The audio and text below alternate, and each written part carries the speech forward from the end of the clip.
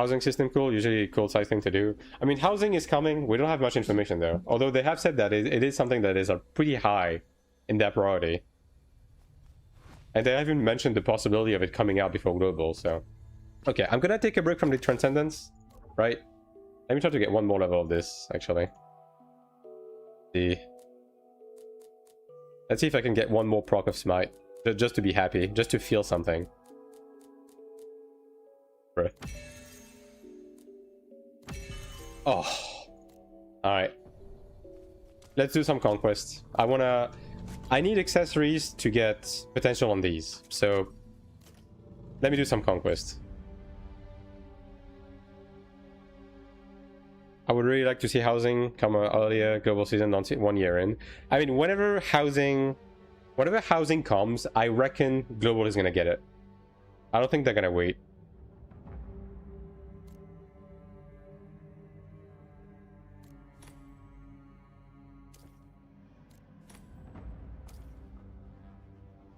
Favorite rewards they could do is the ability to change the color of your spells. I mean, knowing NCSoft, they will eventually do spell skins, for sure. Yeah. And that would be a neat reward to get from like, you know, high difficulty stuff as well, I guess. If they do spell skins, they just need to not fall within the pitfall that AION2 did, which is make shit that went too far. If you played AION2 up until like late 5.x, you know what I'm talking about. AION2 went a bit too far. Let me respec.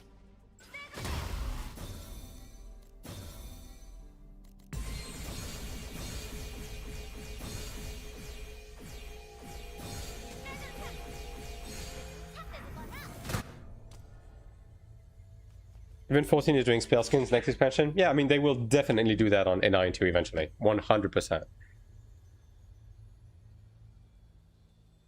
When are you gonna burn that? I'm burning it right now. I can give away a decent amount, a decent account if you know anyone who needs it. Taiwan server. I'm an Avenger. You can ask on my Discord, I guess.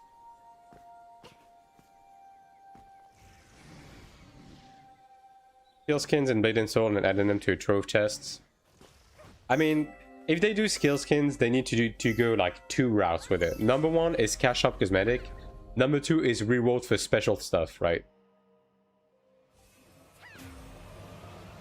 Animation fire, yeah. Yeah, but then you had stuff like the fucking bard, like baby, giant baby thing. You know, that type of shit.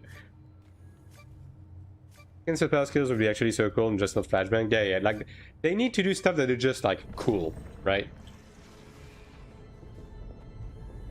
What the fuck was that intro music?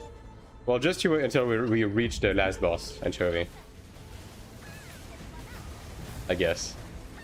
The baby lifting weight, yeah, exactly. That was not good.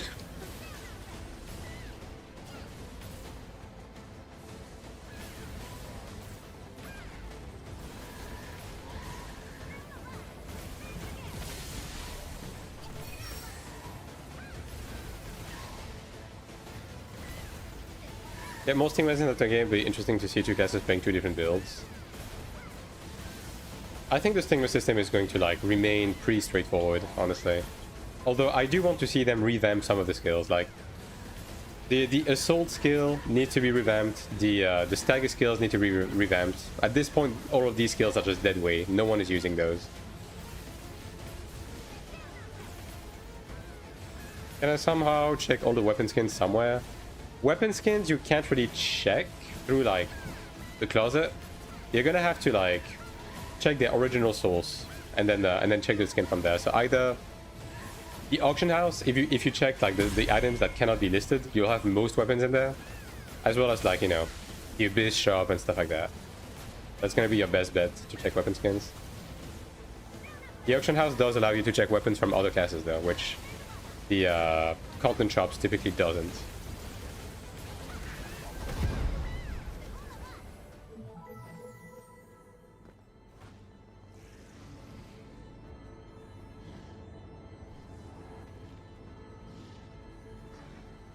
Yeah, Yukiri has all of the, you know, legally sourced music trademarked on his YouTube channel as well as in the data mining channel. So, yeah, no. Oh yeah, speaking of Yukiri, can you? It's a bit of an ask, right? But can you legally source me the music from the season 1 dungeons? I'm gonna need them to for the guides. You know, legally. What Arcana set do you recommend for Ranger class? Every single class goes for the same set of Arcanas. If you're curious about that, music and rum, I cover that on my PvE building overview on my YouTube channel. I go in depth in terms of like how you build Arcanas and why. For like the different seasons.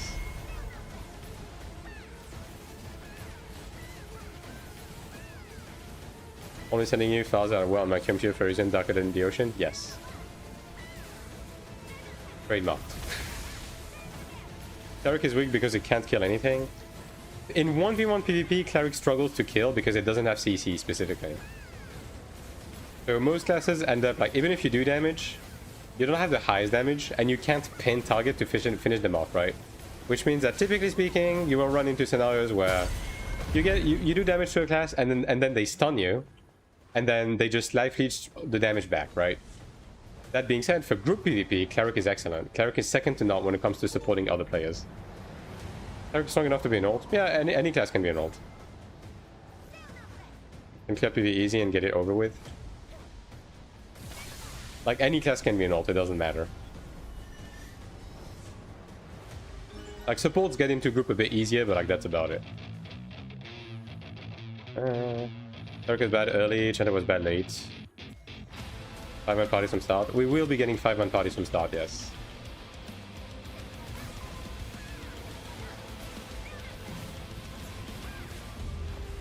Does the pet count for this? I feel like I took extra damage even though I was alone in this cross.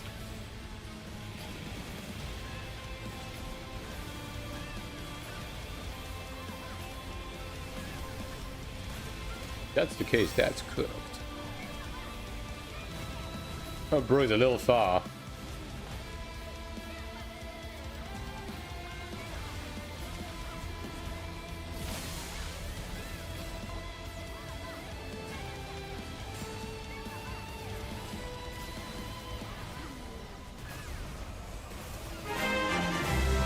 And Porter, thanks for the sub. Appreciate it. Enjoy the emotes.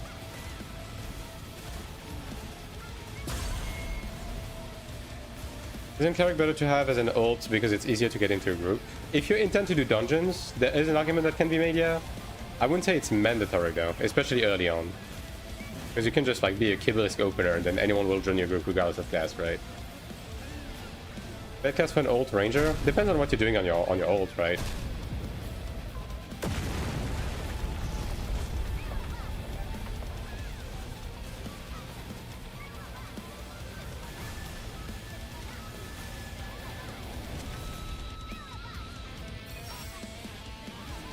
They got it. I don't mind taking the penalty.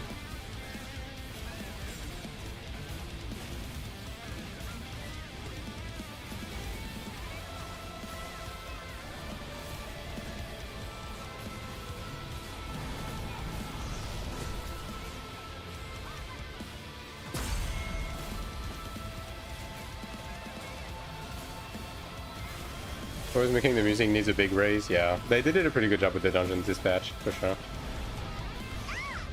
You just die if you get grabbed like this, and you're not a tank. That's crazy.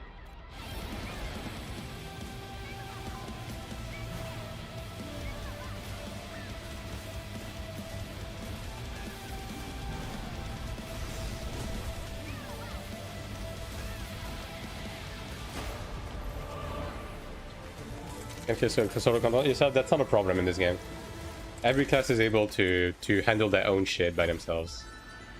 Thankfully.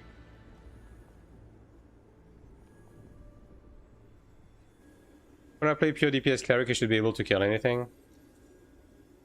You're gonna run into the same problem that I just mentioned. Like, because the other problem is that Cleric in PvP, in 1v1 PvP, you're really reliant on the Earth Punishment being on the target to be able to use Condemnation. And they can just pot it, right? So even if you cover it, if they play a class that can dispel themselves, yeah, then you don't do damage anymore. And then you run into the same problem of, if they stun you and they have Life Leech, then they're going to be able to recover your damage every time because you can't pin them. Because the root just doesn't work in PvP.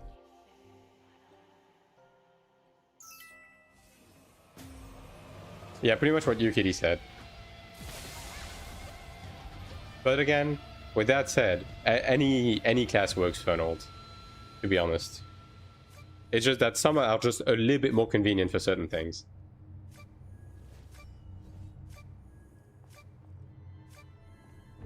Like again, with the example of running dungeons on supports being a bit easier, specifically because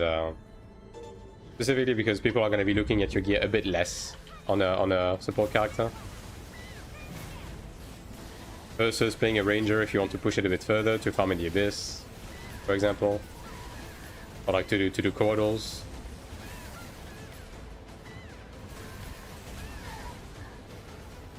I got many feathers. Oh, I mean, I'm not sure because I literally just leveled the character and I just like did stuff normally, and I didn't have any problem. And feathers don't give you eye level, by the way.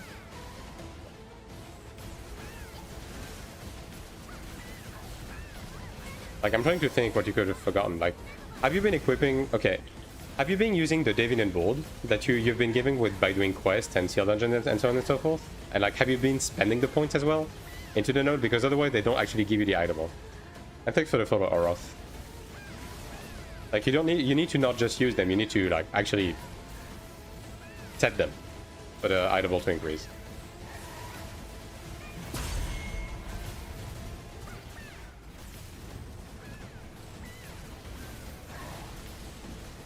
That's properly built.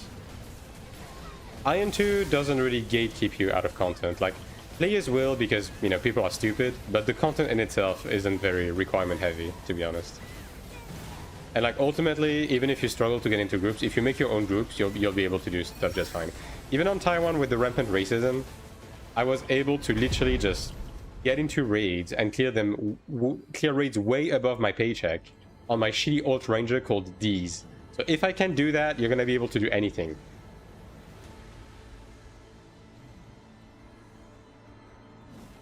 Why China is solo ranked at PvP, access to a lot of damage and silence. China is not bad in PvP. It's not bad. It has some good matchup, it has some bad matchups. It also has to do with the fact that some classes are like doing really good in PvP, right? Compared to others. But overall, China is not weak in PvP. Far from it. Like, if you build for offense, China is a bit of a menace. Like, Dark Rush is very threatening. Especially because of the way... Because Marcheton stuns you and puts a healing debuff. And then you're getting, like, pressure from Dark Rush. It's like, yeah, it's a really deadly combination. I don't know why bro rezzed, but okay. Cool. I guess no mentor for us. Did I run out of scrolls? I think I ran out of scrolls. I'll just buy some after this.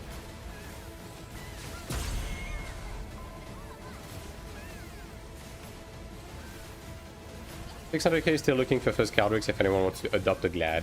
I mean, 600k, you will be able to do Clerics normal mode in Pugs at the bare minimum, right? If you mean for hard mode, if you want to do it on 600k, you're gonna need a pre-made because Pugs are not going to let that slide.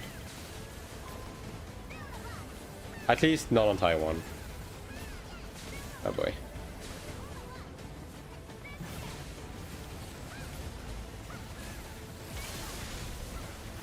Even though 650 is definitely enough to clear hard mode, but you know, more of a pre-made angle.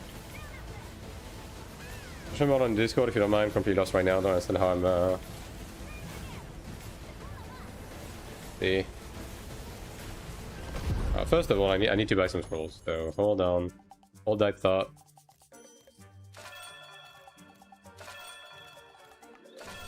Let's see. I mean, you've used the most. You have no accessories. Yeah, you're missing accessories, but they're... Wait. Wait, hold on. Yeah. That is the thing that's missing for you. You should be getting a bunch of like white and blue accessories from just doing side quests.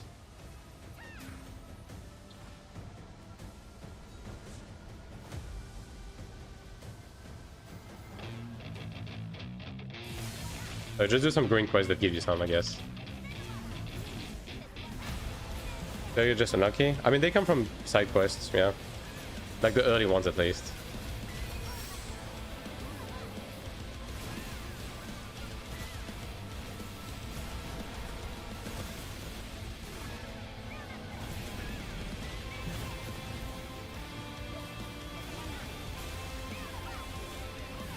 So curious, I'm just with some question marks. Yeah, that's your mistake right there. Side quests are definitely needed because they give you both David and bolts, as well as you're missing gear slots. So go for that. Also, don't forget to grab the battle pass with Arcanas, which you're not going to be able to use them yet, but it's going to give you like a set of starter gear as well as a starter Arcanas when you get closer to 45 later, and it just costs a bit of Kina.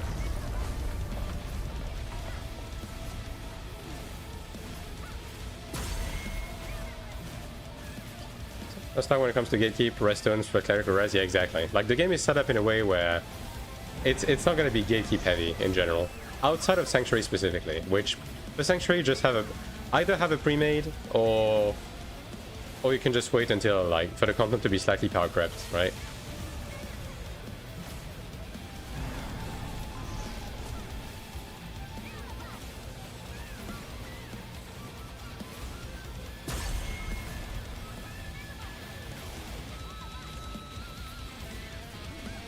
If you don't gatekeep people, are you even playing the game? Hell yeah.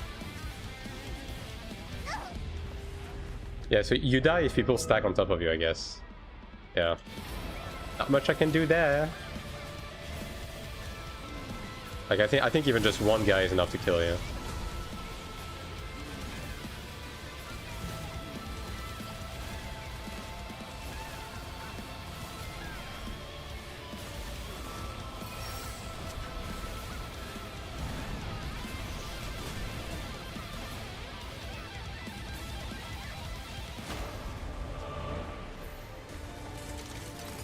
Ah yes, I got a BOE, a fucking blue necklace. Yo, can you give me some accessories? I don't care about those weapons. Brother.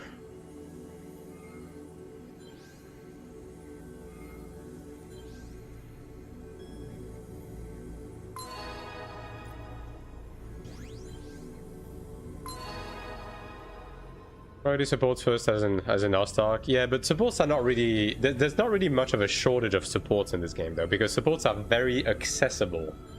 And you're not really fucking yourself in the ass too much by playing a support, as opposed to some games, right? Because, let's say, on Throne and Liberty, you play a support, XDD, you can't fucking do anything by yourself unless you build for a DPS class as well, right? That shit sucks, right?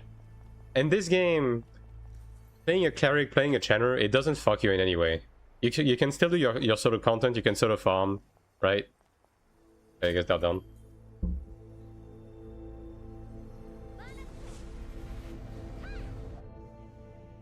So, like, Cleric is a popular class, as a result.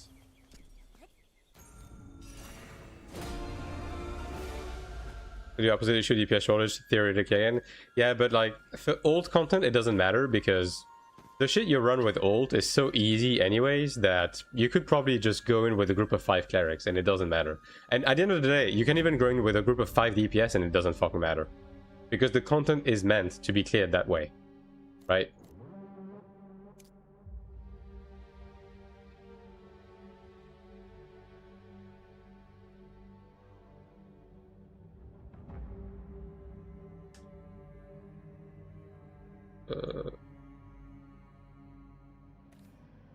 Is on?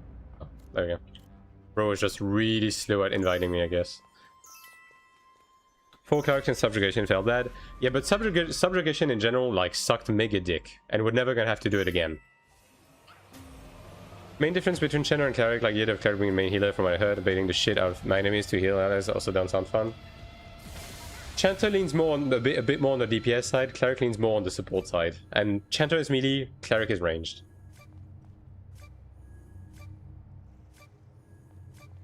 That's the TLDR. Where can I get more Davian crystals? Tier dungeons, side quests, some certain content shop like the Chugo Festival shop, right? And then if you haven't already, the whatchamacallit, doing a seal dungeons on the enemy faction as well. Enemy faction map. A lot of people forget to do that. Hello, Akiran. Chanter is semi-range, I would say. Yeah, Chanter just has the best of both worlds. You have the block, but you also have the range. Crazy. It's always funny when you see a Chanter bitch about literally anything, because, brother, your class is not bad. Your class is not bad and your class is incredibly convenient. Like, just shut the fuck up. Can you hear endgame content as a Chanter? You can. It's gonna be a bit harder than with a Cleric because you have less baseline heal within your kit, but you can. If you build into it, you take Healing Touch. Like, you can. I would argue that maybe they should give Chanter one more baseline heal or something, but even as is, it is possible. Although for raids, especially if it's like a new raid, you're gonna want to grab a Cleric anyways because of Resurrection and just more comfort overall. PvP on your Genius Insight 3, 9 star should be Smite or Weapon Damage Boost. Weapon Damage Boost. EHC is not even scaling with your damage, made it even cheatier when it comes to upgrade to minimum. Yeah, I mean now it does scale with your damage, so yeah, no, that is not the case anymore.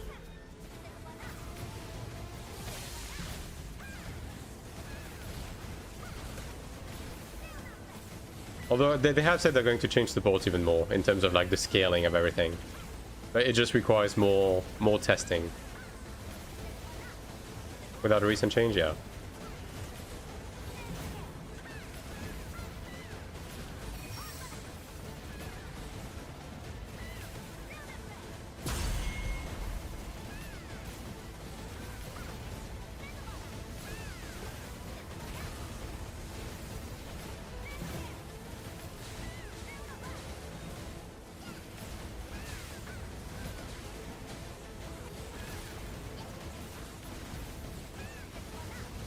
Why not Smite for 3-9? In PvP specifically, you don't really lean into Smite in PvP because Smite is too demanding to build in PvP. Because people have a lot of baseline Smite resists.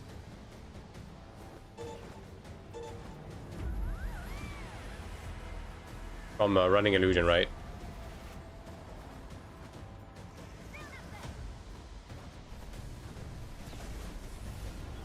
Not Illusion.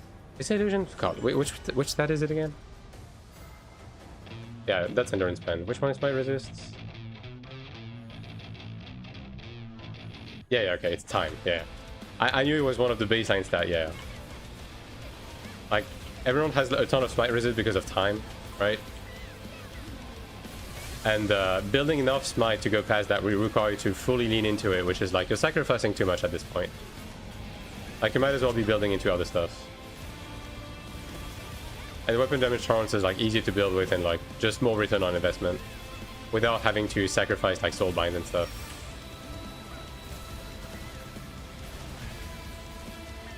For PvE though, you absolutely go for Smite. Weapon damage boost and Genius Insight for PvE as well, just might just have that better. Smite is just mandatory in PvE, it's just too big of a difference maker. Like, you have to run just different sets across the board, the different content types. Because of that and because of other stuff, right?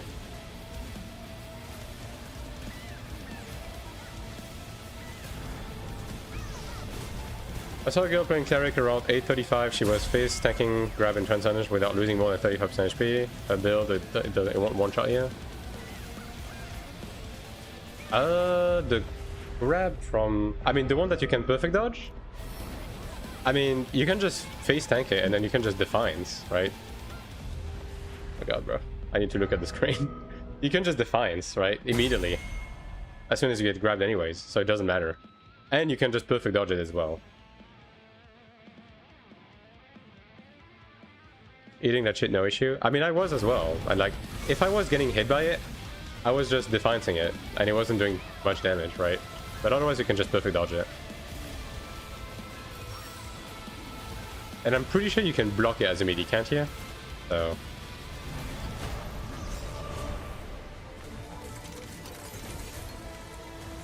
Is second rate doable with 350k gear score? Yeah, it is. Okay, find your fucking accessory, dude. Jesus Christ. Give me more of that.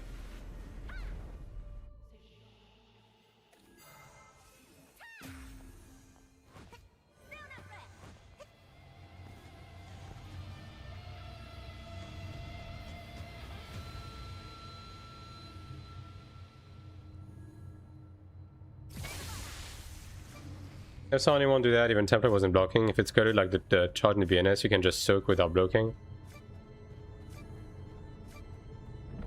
I mean, I've been perfect dodging that, the grab you're talking about. Just fine, right? And then the mechanic just doesn't play when you do that. If you're talking about the thing I'm talking about, I'm thinking about, right? Which I think you are. Is that bug with the new contribution threshold doesn't heal count? Healing doesn't count for contributions typically, it's only DPS.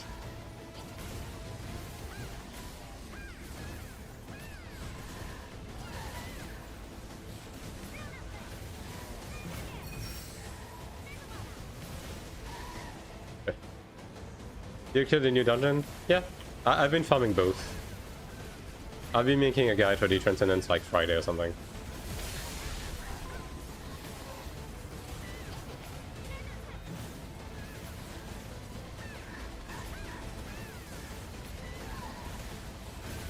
Isn't top 10 anyway. I mean, Assassin is not good for ZVZ. It is really good for everything else, though.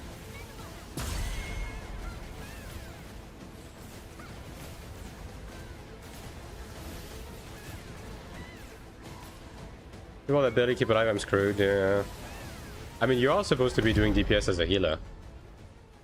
Like, you again, every class builds for DPS in this game, and every class does DPS. Every class has the same DPS rotation they go through, right? So, 5% is not much of an ask. And like healing people doesn't really require you to be dropping that much DPS.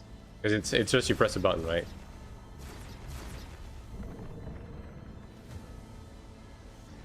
Yeah, it's 5%. But I'm sure people will be bitching about it, so they're probably going to lower it to 3% again. But even as is, at 5%, like 5% is easy to do.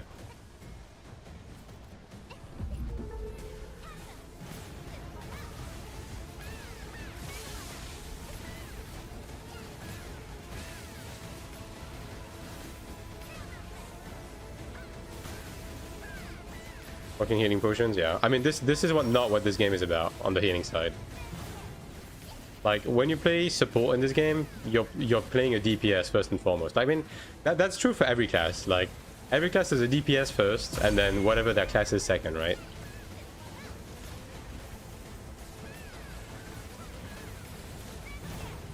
Yeah, I mean, AION2 is... no class is particularly difficult to play in AION2, yeah. AION2 is just meant to be an approachable game. I mean, we'll see after the changes on the 26th, but I don't think it's going to change too much, to be honest. I'm a heal kitten, do damage for me. Yes.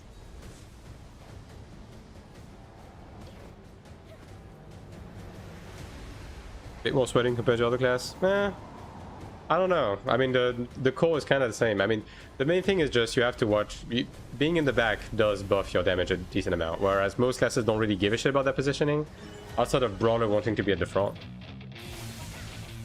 But you have so many fucking gap closers that drops in the back. Does AION2 have backwards working as like TL? Yeah, it does. Okay, do you mean slow backpedaling? I don't know if it does. I mean, it automatically does if you're currently attacking a target like this, right?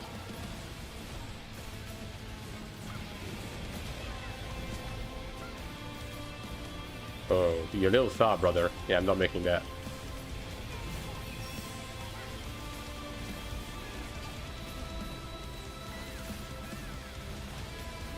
Like, if you're currently attacking a target, you're gonna be backpedaling, yeah.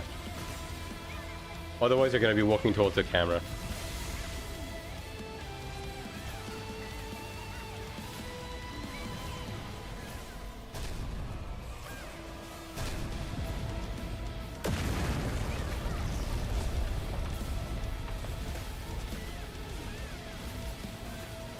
Yeah, that's the thing. If people stack on top of you when you get grabbed, it's fucking GG's.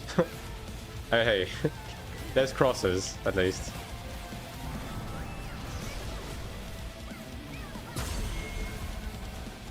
Cycle this boss for the 3rd time.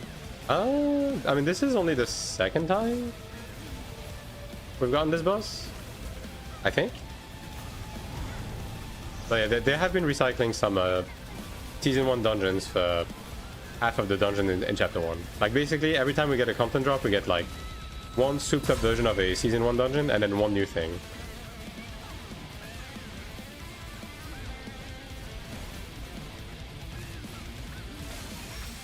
That is how they have been handling this season so far.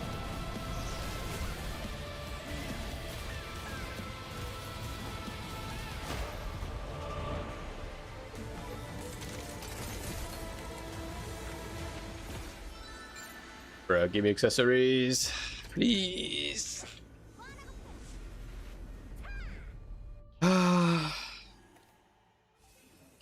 Yeah, I was thinking it would take like 10 runs at most to get all the accessories I need.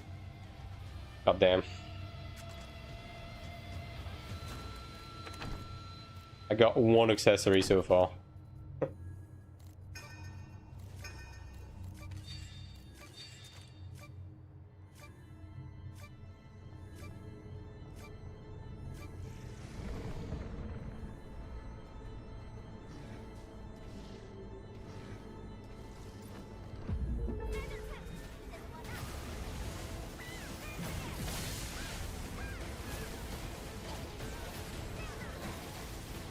That can't be dispelled, I guess.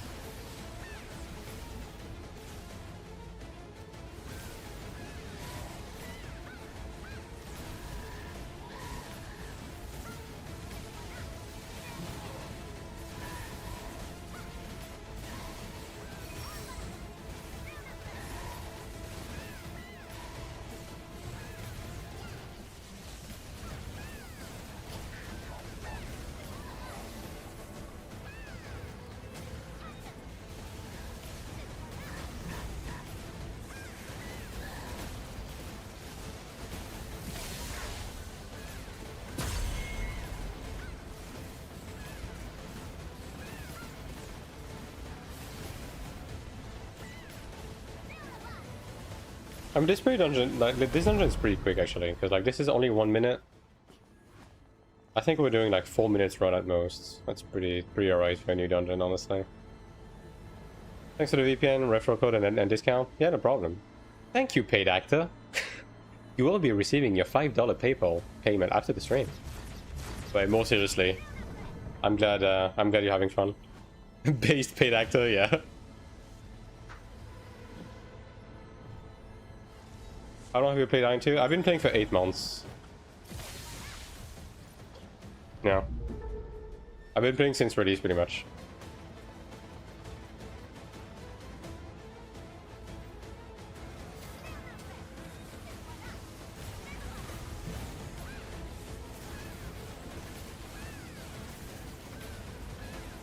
Been in the Taiwan waiting room for Global for 8 months, and the wait is coming to an end very soon.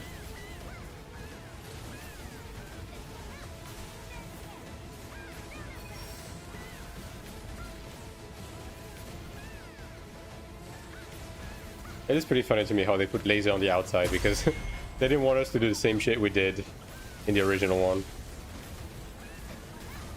Endgame for beginners? What's the endgame about? If you're... I mean, I can tell you, right? But it's a very similar endgame loop to Lost Ark as far as I'm aware. So it's a lot of like dungeon spamming, as well as raids and some solo content and stuff like that, right? Like the game is mainly PvE focused. It also has some PvP with some progression, with like sieges and world bosses and stuff, and battlegrounds and stuff like that, if you want to do that. But yeah. I do have a video that is it's a bit old now, it's a couple of months old, that goes over all of the content and systems in the game. It's not up to date entirely, but if you want to get a surface level understanding of like everything the game has to offer, or at least most of what the game has to offer, I would recommend like giving it a quick look-see, for sure. But bottom line, the end game loop is like, yeah, dungeons, like upgrading your character through all of the different horizontal systems and the vertical like gearing progression, as well as doing raids. Oh, the info is, yeah. I mean, it's not just QL, it's also there's some content missing, like, you know, wings enhancing, for example, is not in the video. Like, I will have to update it before global to be completely up to date. But the essentials are here, for sure.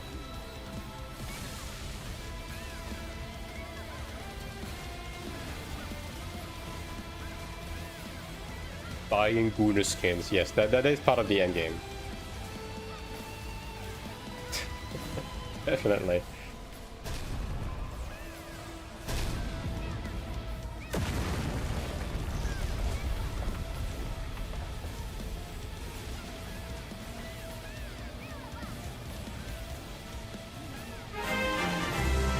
And Remy, thanks for the tier 1 sub. Appreciate it.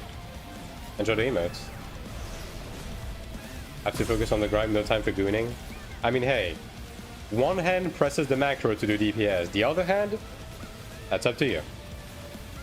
Thank you for all the help, man. No problem. And if you have any other question, I'll be happy to help.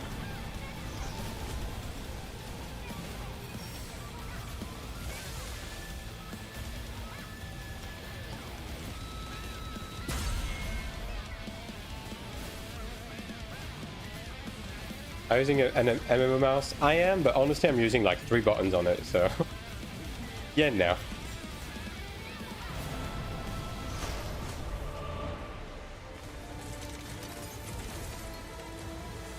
One button here? Yeah. It's all intended. Okay, finally another accessory.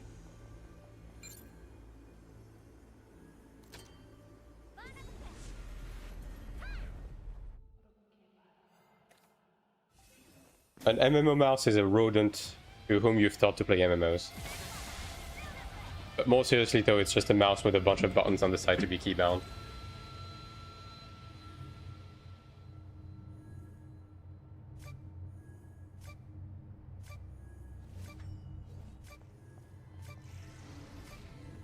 God, it's so warm today, Jesus Christ.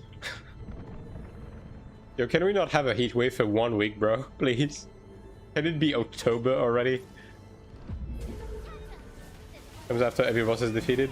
It's just Odil that you can gather that has a higher chance to have like higher quality Odil, but when you spam dungeons, typically people will just like re-queue before you can even gather it.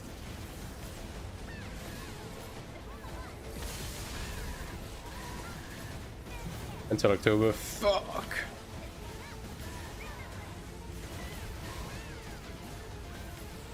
Is it comfortable to use? Well, the 12 button ones can be a bit awkward on some of the buttons, but overall, yeah, it's once you get used to it, it is pretty convenient. My favorite one to use was one with 6 buttons and like a circle like formation around your thumb, but they don't do those anymore, so. I would say why it's so cold. I mean, I much prefer the cold to the heat, I'm gonna be honest. But I will be complaining about the cold, no doubt about it. Living in you, suffering, yeah. France has been getting like blasted up the ass. Last few months with heat, it's crazy. 31 degrees, 42 perceived. It's 38 right now? 38 degrees right now? Where I'm living? I don't know about the perceived, but...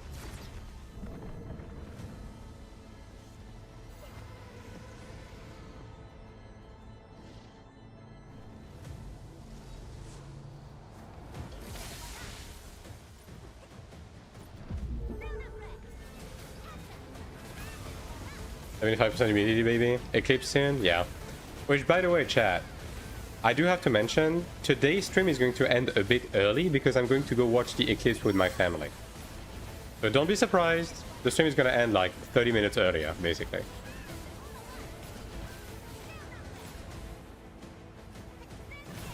You raid before Eclipse? I mean, I already spammed the new Transcendence. I'm doing this to get Brooch's upgrade. Speed keys can be equipped to press, yeah. I mean, either way, you rarely have to use all 12, right? So you just use the one that are the most comfortable to you. And it's just like additional binds, right? Just convenient. Like the Toilet movie Eclipse? Yes.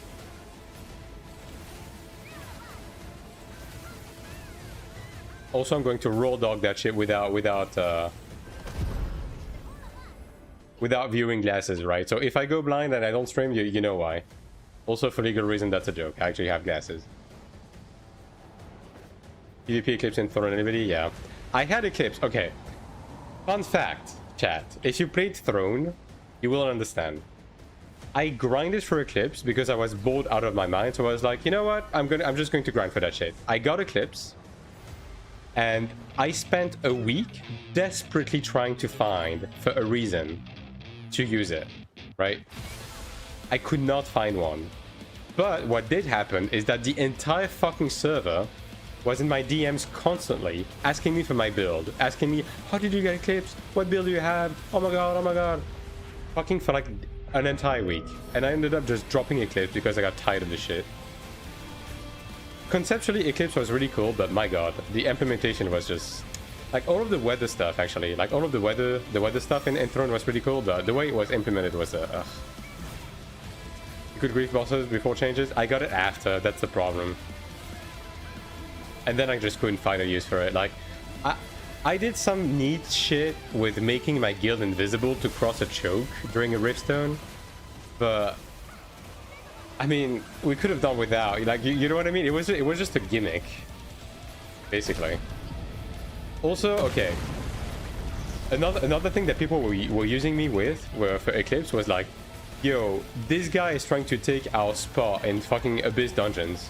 Can you come pop Eclipse so we kill them? I got a lot of that. Yeah. It's like I was just getting used as a tool to just kill poor players farming in Abyss dungeons.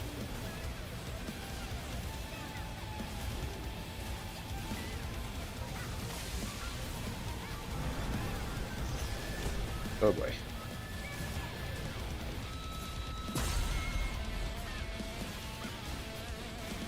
Not being able to do contracts because it's not raining. Yeah. In the... God, what was the name of the sanctuary? I forget the name of the sanctuary. Oh, well, see ya!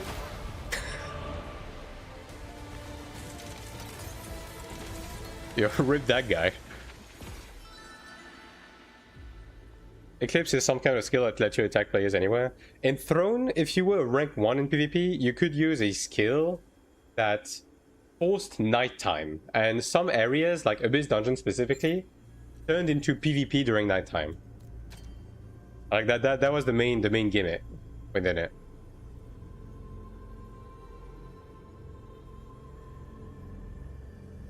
Currently speaking, the game is currently better than AION2 PvP speaking. No. Throne is just a bad game. I don't think any aspect of Throne is better than any game, if I'm gonna be honest. Because like even if you argue about the GVG aspect, it's like, okay, but who the fuck do you do the GVG with? Like, Castle Siege is a solved content. It's been solved since fucking week 2. Like, the castle just defends itself most of the time, right? And then when you have a strong guild on the server, no one even wants to fucking attempt taking it, right? And then Riftstones, Boonstones were neat until you realize that if your guild is too strong, no one ever fucking attacks you. So you end up never doing fucking PvP. And then half of the Riftstone and Boonstones were so dog shit on the layout that you just didn't want to do it. There was realistically maybe like 2 or 3 stones in total across the entire game that were actually decent. Even Rift now is PvP flagged. I mean, I'm not saying that AION2's PvP is good. I'm just saying that Throne as a game in general is just complete dog shit. It's just irredeemable dog shit. That is my point, right? AION2's PvP is not good. It's fast food. It's just meant to be plug and play side content, right? But the thing with Throne is that when you actually play Throne, it's like most of the content is just solved, and then you have to deal with a dog shit meta most of the time. which just makes the PvP not fun. And then on the flip side, the GVG content is just, you just don't do it half the time because of the reasons I've said. So it's like, is it really better? Whereas in AION2, at least the PvP is plug and play, right? If you go into the Abyss, you get PvP. You do BGs, you get PvP. You want to do sieges, anyone can join and anyone can have fun. Is it particularly good? No, but it's accessible. It's plug and play. Anyone can do it, you can do it anytime, and it's serviceable, at least, right? That's the thing, right? Whereas Thrones PvP is just not accessible, and most of the time, even if you're in a good guild, you don't do it, because no one wants to fight you. And then there's no way to just like jump into PvP. Because you need to wait for nighttime, and then even during nighttime, there's gonna be no one, because no one is willing to deal with fucking PvP in nighttime dungeons. Oh, but there's Sorodoma chests! Yeah, one guild typically dominates them and never comes to fight them because you just fucking zerg them.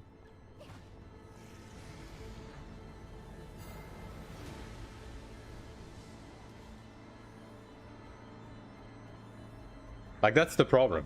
Like, conceptually, yeah, Throne had some good stuff. But in practice, it just didn't work.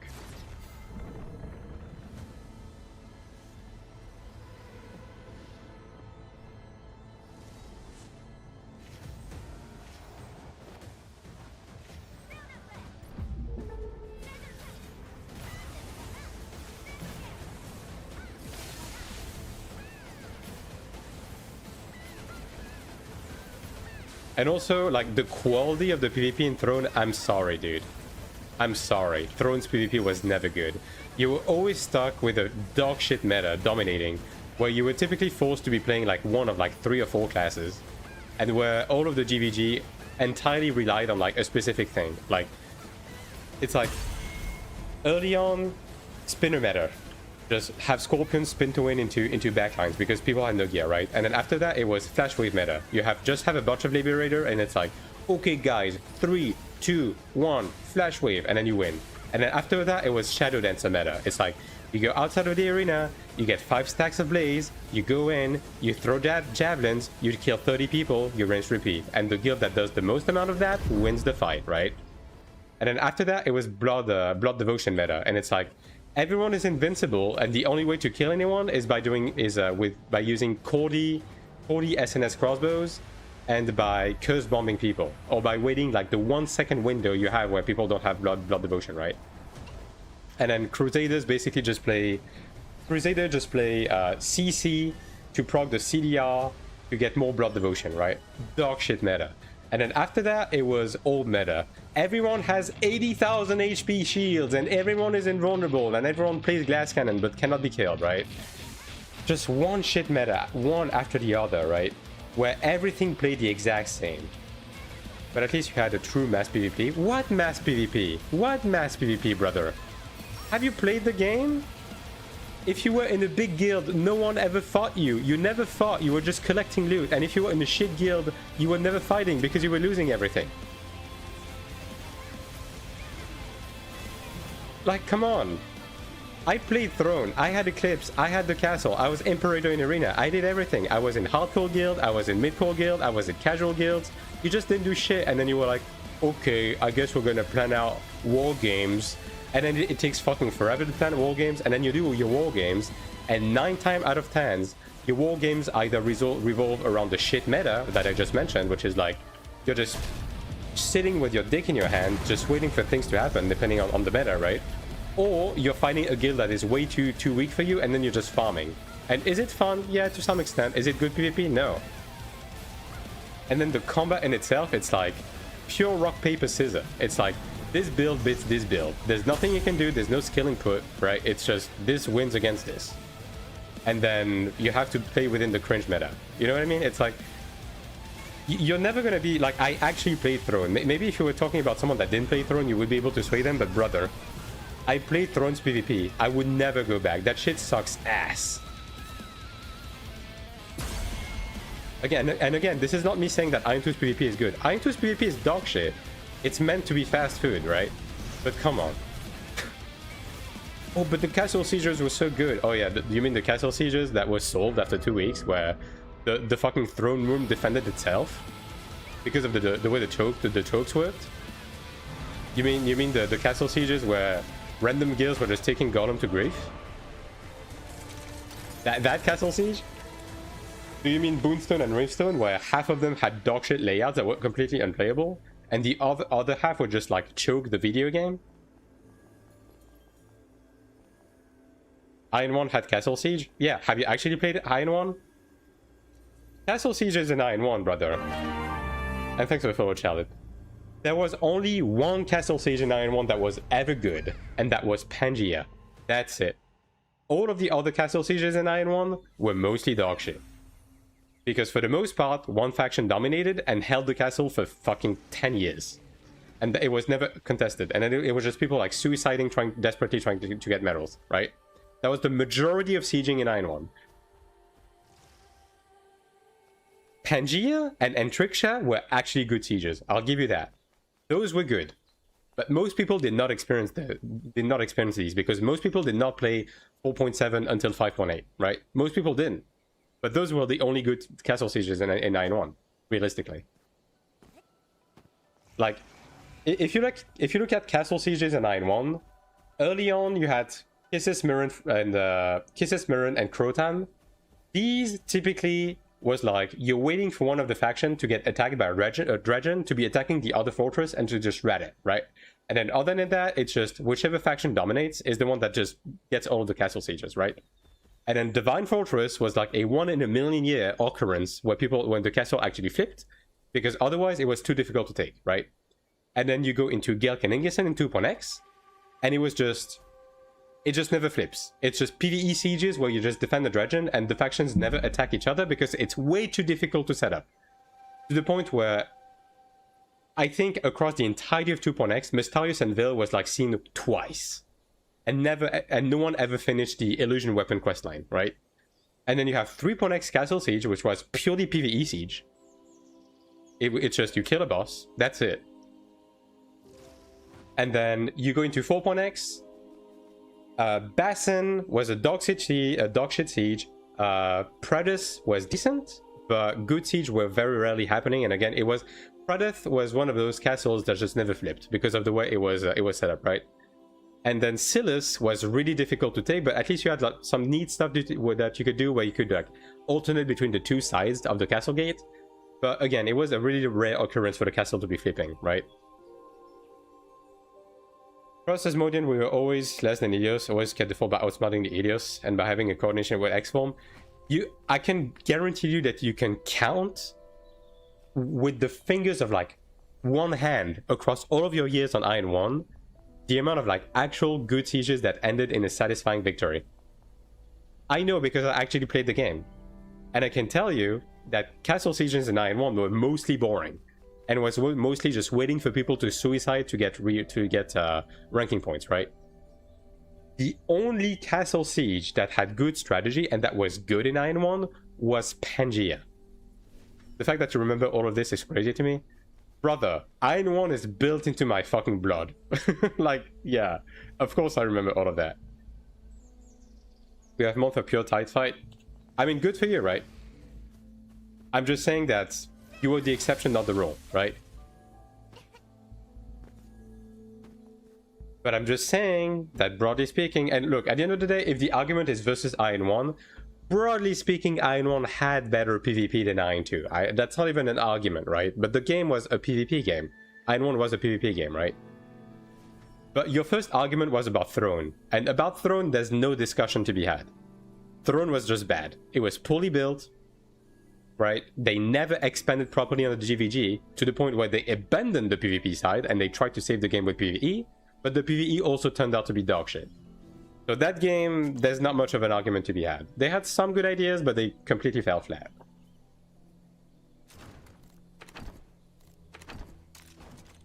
Old PvP than AION2 because AION2 doesn't have it. That was the original argument. I mean, sure, if that's... Okay, if that's the bar to cross for you, that AION2 has better fortress battles because... That Throne has better fortress battle because AION2 doesn't have it, then sure. But that's a bit of a weird argument to make, don't you think? It's like, okay, I would say that Throne and Liberty has a better crossbow class than AION2 because AION2 doesn't have one, right? I want to have Castle Wars at 9.2. They have announced that they're going to bring Castle Wars at 9.2, but be patient. It's not this game's main content. This game is mainly PvE. So, you know, just chill. It's gonna be coming. How are you feeling Cleric play here compared to AION1 Cleric pre-5.1x? Cleric is chill in this game. In general, the classes just play different. Some stuff is gonna feel familiar, but it's just a different game. I would be trying for crossbow. Yeah, but that's just not a good argument, is my point. Alright. Let me get some potential up in this bitch.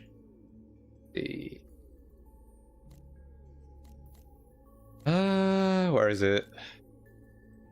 Yeah, I guess I can turn this one actually. This one is usable.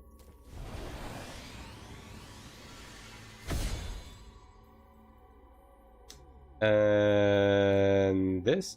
Oh, they changed the visual. It's an empty style now. Okay. I mean, I guess that's a bit better. Sure. Why not? If you play like me, AION1, you know that Rift and Open PvP is everything. Sure. But again, AION1 was a PvP game. AION2 is a PvE game. AION1 was a sandbox PvP game. AION2 is a theme park PvE game. Very different. That's why the two cannot really be compared. They just do different things, really. Is it normal to have a white dot in the middle of your screen after the update, or was it always?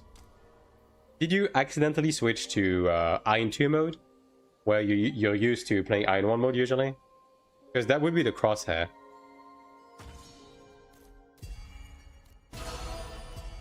Alright. That is one upgrade. Very cool. Okay. Anyways, chat. As I said, I'm gonna be stopping early today because there's the eclipse that I'm gonna be going out and watching with my family. So I know I'm ending like half an hour earlier than usual, but that is gonna be it for me today. So thanks for watching. Thanks for the follows, the subs, the resubs, and everything in between. And make sure to follow the channel on both Twitch and YouTube if you haven't already, and to jump on my Discord to be made aware of my whereabouts. And thanks for the follow, Dog. And I'll be back tomorrow with more grinding. I have way too much fucking energy to spend on every character, so we have a lot to do. And yeah, gonna be gaming. And yeah, regardless, I'm gonna be hosting someone. So let me see what's going on in the streaming sphere. Yeah, Asenon is in vacation, right?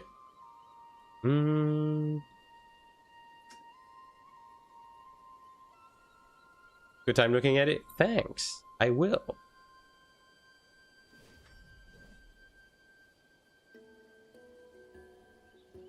God, I don't know any of those people.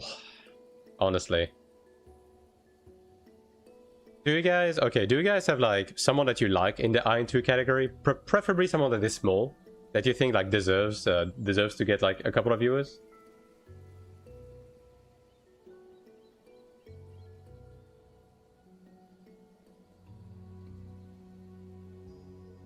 Canon small streamer? Yeah, I'm not doing that. He doesn't need a host. I would rather host someone that is small, or just let you guys like go wherever you want.